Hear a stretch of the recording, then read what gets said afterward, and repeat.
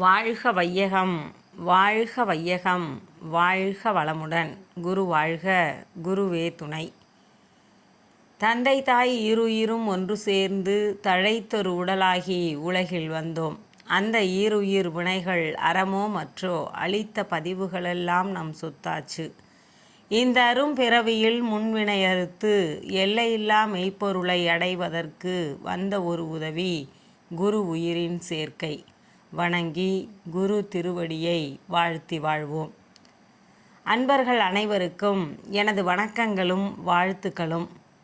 நித்திய அனித்திய நிலைமறவாத ஒத்த உயர்வில் உலகை நோக்கும் தத்துவ ஞானம், தவத்தின் வலிமை, சுத்தமாய் இரத்தம் சுழலும் ஆரோக்கியம், உத்தம வாழ்விற்கு உகந்த நற்செல்வம், எத்தகைய உயிரின் துன்பமும் போக்கும் சித்தமும் செயலில் கடமை உணர்வும் இத்தனையும் பெற்று இனிதே வாழ்வோம் என்ற உயர்ந்த சங்கற்பத்தோடு நாளொரு நற்சிந்தனையில் இன்று தன்முனைப்பு, ஈகோ.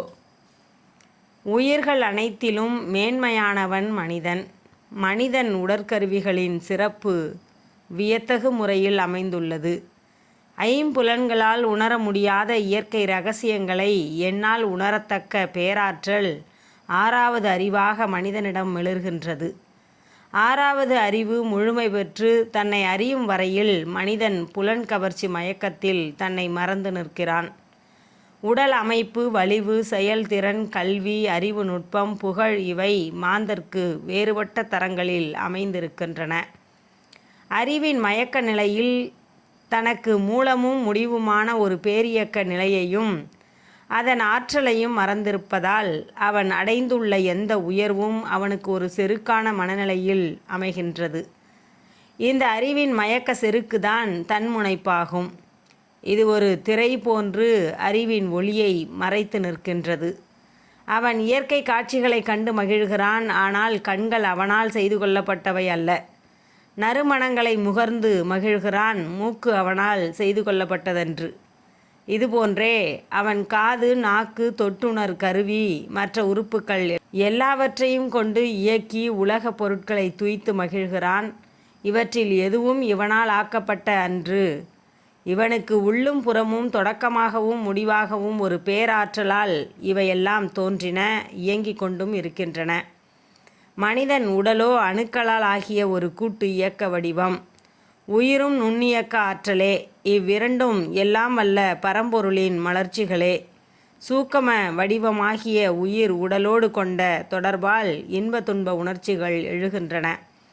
இந்த உணர்ச்சி நிலைகளால் கட்டுண்ட மனிதன் தன் ஆன்ம நிலையை மறந்து புலன் மயக்க நிலையில் மயங்கி செருக்குற்றிருக்கின்றான். இந்த மயக்க செருக்கிலிருந்து பிறப்பவனே 6 தீய குணங்களும் அவற்றால் விளையும் தீமைகளே துன்பங்களும் வாழ்க்கை சிக்கல்களும் ஆகும். தவறான பழிச்செயல்களும் பாவப்பதிவுகளும் ஆகும். வாழ்க வளமுடன். நீங்களும் உங்கள் அன்பு குடும்பத்தினரும் இறை உணர்வும் அறநெறியும் கல்வி, தனம், தானியம், இளமை, வலிவு, துணிவு, நன்மக்கட்பேறு, அறிவில் உயர்ந்தோர் நட்பு, அன்புடைமை, அகத்தவம், அழகு, புகழ், மனித மதிப்புணர்ந்து ஒழுகும் பண்பு, பொறை உடைமை எனும் பேறு 16 பெற்று போற்றலுக்கும் தூற்றலுக்கும் வாழ்த்துக்களே கூறி மறைவிளக்கும் உயர் வாழ்வை மதித்து ஒழுக்கம் காத்து மனையறத்தின் ஒளிவிளக்காய் வளமோங்கி வாழ்க. வாழ்க வளமுடன். மீண்டும் நாளை சந்திப்போம். அன்புடன், சீதா செந்தில்குமார்.